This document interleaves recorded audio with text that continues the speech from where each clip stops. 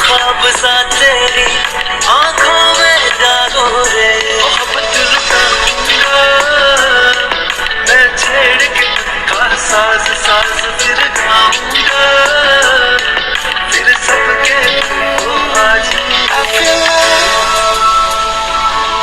when I look into your eyes I believe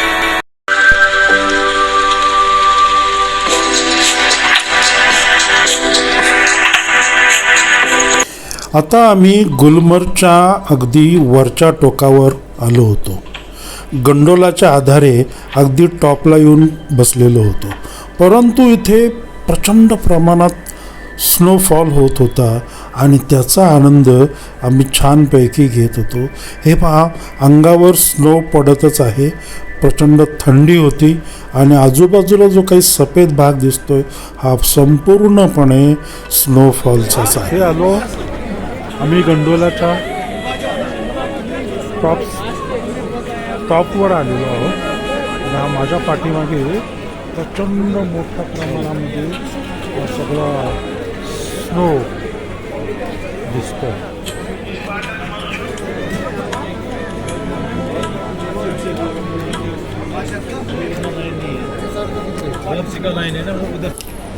टॉपवर जाऊन बर्फामधून हा gondola खाली जातोय, वर येतोय, हे सगळं दृश्य पाहताना खूप छान वाटत होतं.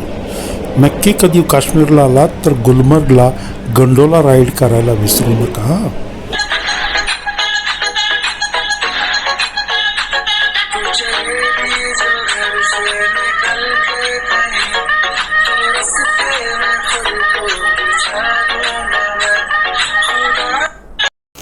गुलमर्गला बर्फामुळे प्रचंड थंडी वाटत होती आणि ऑक्सिजनचं प्रमाणही तिथे कमी होतं. तरीही मी शूटिंग करण्यामध्ये अगदी व्यस्त होतो. कानाला मफलर बांधली आणि मी शूटिंग करत होतो. सुरेश मात्र कानावर लाल रंगाची टोपी घेऊन अगदी पाहत होता. मी त्याला म्हटलं, अरे टोपी बाजूला कर, हां मला शूटिंग करायचे. त्यावेळेला त्याने ती लाल रंगाची टोपी बाजूला केली आणि सफेद रंगाची दाढी त्याची अगदी ठळकपणे दिसू लागली. या गुलमर्गला मजा करायला या.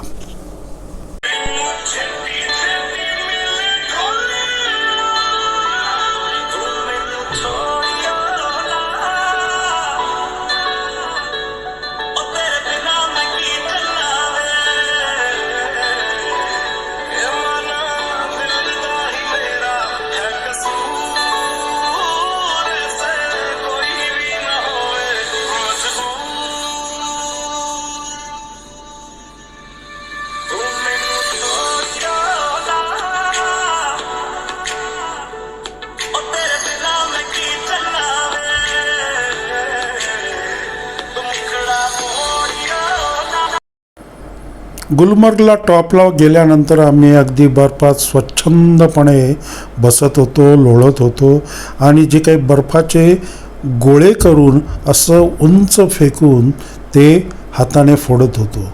हा आनंद काही वेगळाच होता, प्रचंड वेगळा आनंद होता.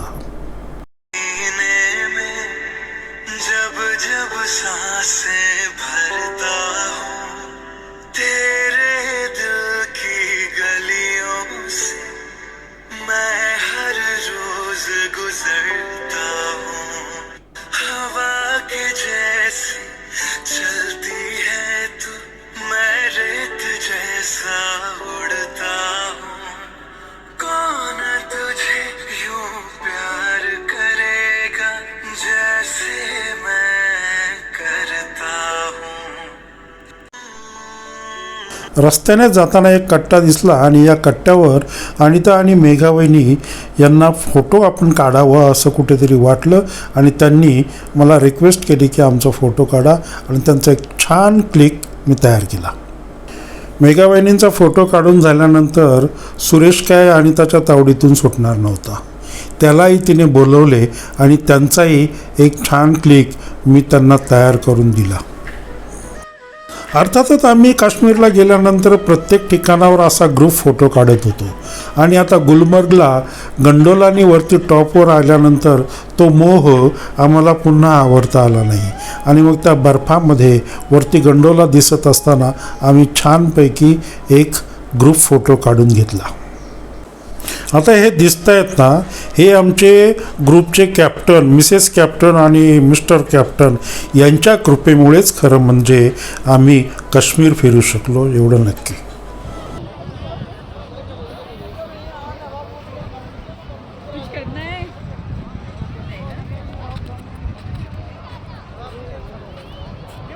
अर्थातच सर्वजण आम्ही एका गंडोलामध्ये बसणार नव्हतो, कारण एका गंडोलाची जी कॅपॅसिटी होती ती 6 ते 7 लोकांची होती.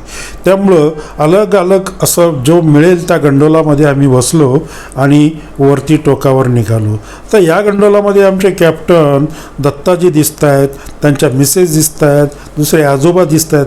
हे सर्व एका गंडोलामधून गेले होते आणि तर मी, सुरेश, आम्ही बाकीची जी काही लोक होती ती वेगळ्या गंडोलामधून वरती गेलेले होते. जसं मिळेल तसं आम्ही सफर करत होतो.